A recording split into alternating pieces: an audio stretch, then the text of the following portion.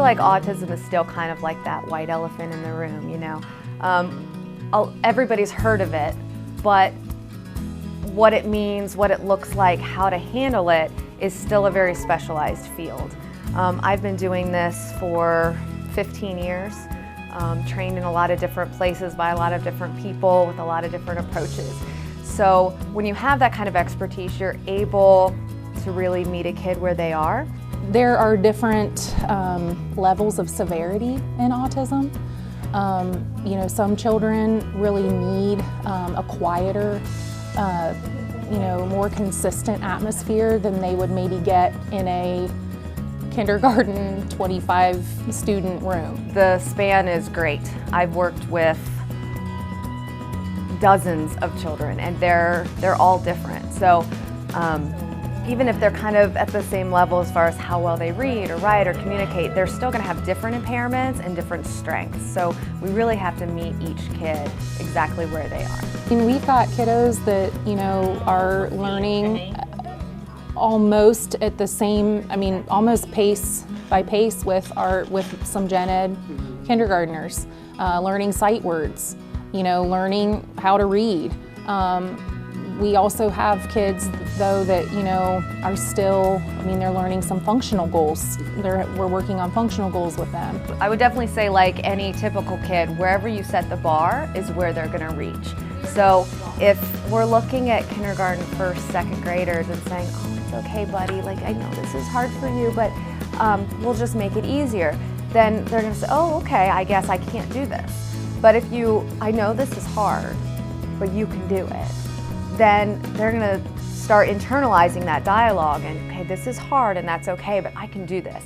And I can ask for help and I can go to my peers and ask for help, go to my teacher and ask for help, but I can do this. In inclusion, they can really practice those social skills because, again, you can't learn that sort of thing in a vacuum.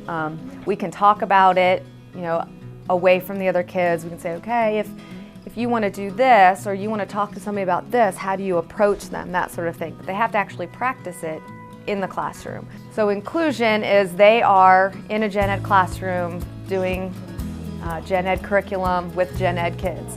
It also gives them a chance to obviously do what the other kids are doing. They're certainly capable.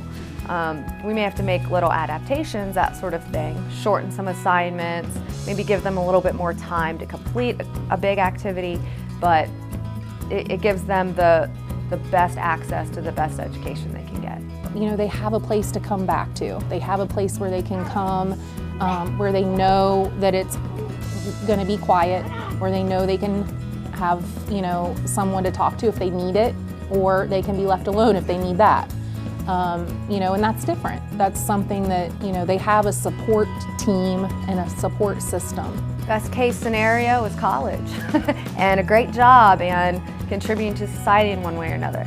Now, not every kid's going to go to college, just like when you're talking typical kids. That's not the right place for every person. So even as they're leaving high school, are they going to trade school? Are they going right into work? Are they, you know, for some kids it might be, can they live alone? Can they contribute in a community home? So whatever is the best that that student can do. But right now, from an elementary standpoint, I have to think every one of these kids is going to go to college.